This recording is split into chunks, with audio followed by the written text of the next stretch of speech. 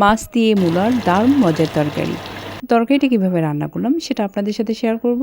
এখানে মূলাগুলো সুন্দর করে কেটে পরিষ্কার করে রেখেছি, এখন রান্না করব। চলুন।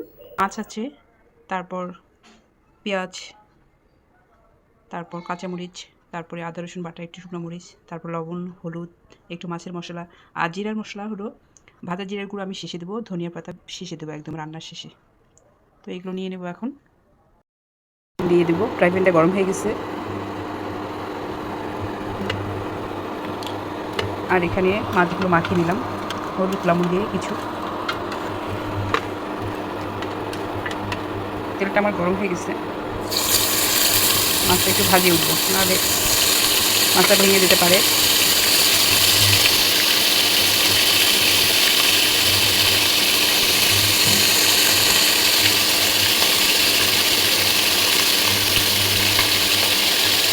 এই মাছগুলো অবশ্য অনেক টেস্টি, এই মাছগুলো দিয়ে আজকে রান্না করবো। আমি একটু ভেজে নেবো ভালো করে আর কি। মাছটা একটু ভেজে নিলে ভালো হয়, ভেঙে যাবে না তরকারির মধ্যে দিয়ে।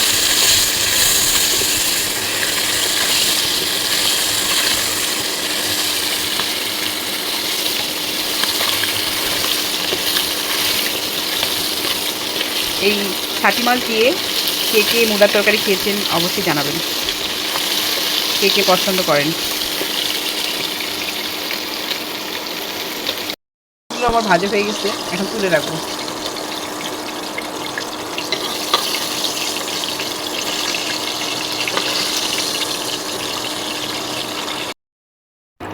ভাজা মাছগুলোর উপরে দেওয়ার পর এখন পেঁয়াজ মরিচগুলো দিয়ে দেবো।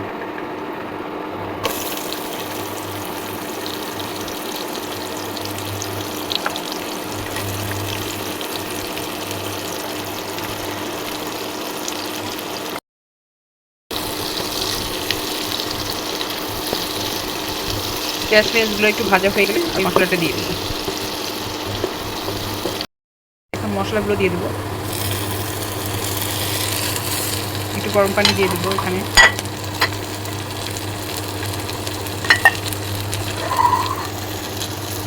সামান্য একটু গরম পানি দিলাম।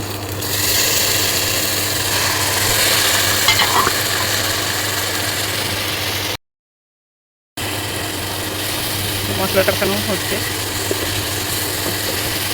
আর একটু পানি দেবো।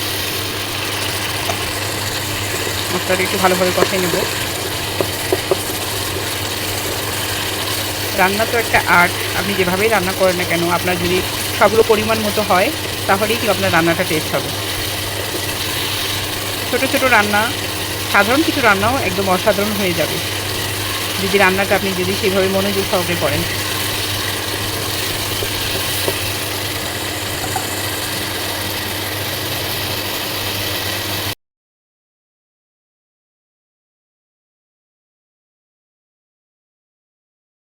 মশলাটা আমার কষা হয়ে গেছে প্রায়, এখন আমি মূলাগুলো দিয়ে দেবো এর মধ্যে।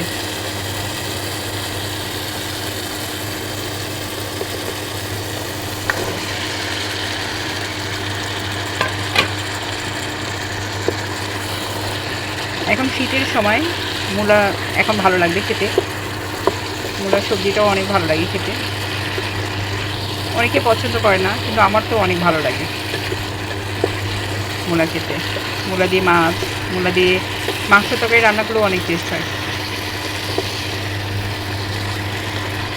একটু মশলাটা কষিয়ে নেব মূলা দিয়ে।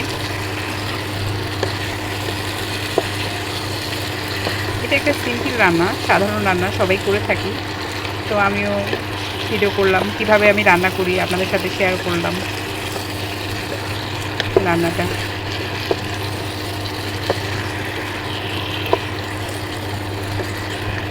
জানি না ফেসবুক মামা কী করে, ভিডিও আমার ভাইরাল করে কি না, কবে করবে। ইনশাআল্লাহ সেই অপেক্ষায় থাকলাম যাতে আমি ফেসবুকে নজরে আসি ফেসবুক মামার। আপনারাও আমাদের পাশে, আপনারা থাকবেন, আপনারা আমার পাশে থাকবেন, আমিও আপনাদের পাশে থাকবো ইনশাআল্লাহ। এ তো আমার মূলাটা মশলাটা দেওয়া হয়ে গেল, এখন আমি জালটা একটু বাড়িয়ে দেবো। দেওয়ার পর 5 মিনিট ধরে মূলাটাকে সেদ্ধ করে নেব, তারপর আরও একটু কষাবো। মূলার তো পানি বের হয় আগেই জানেন, তো সামান্য একটু দিলাম, অল্প একটু। মূলাটা আমার কষানো হয়ে গেছে, এখন দিয়ে দেবো পানি, গরম পানি, ঝোলের পানি দিয়ে দেবো একবারই।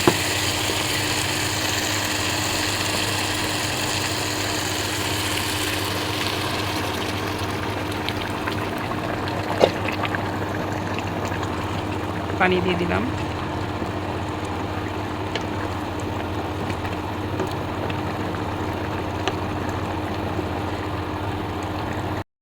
দিয়ে দেবো মাছগুলো।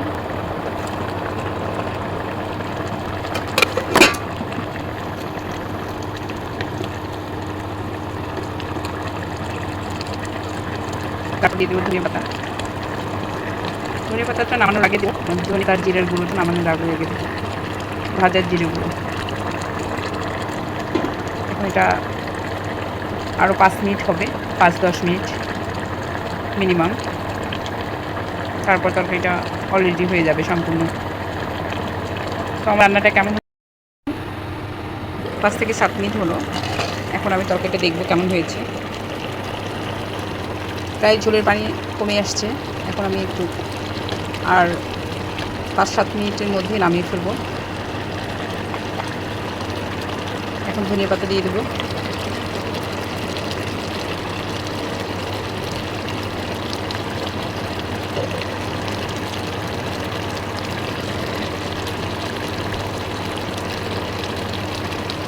সামান্য ভাজা জিরার গুঁড়ো দেবো।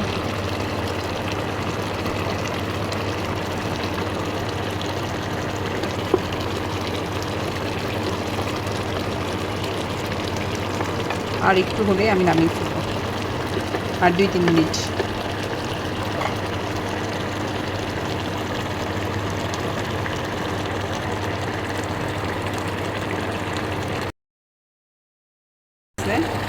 দেখুন একদম ঝোলের পানি শুকিয়ে গেছে, মাখা মাখা টাইপের হবে আর কি।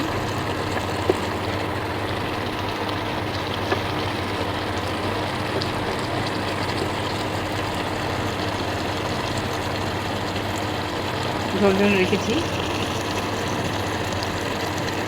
ছাটি মাছ দিয়ে মূলা কে কে খেতে পছন্দ করেন অবশ্যই জানাবেন।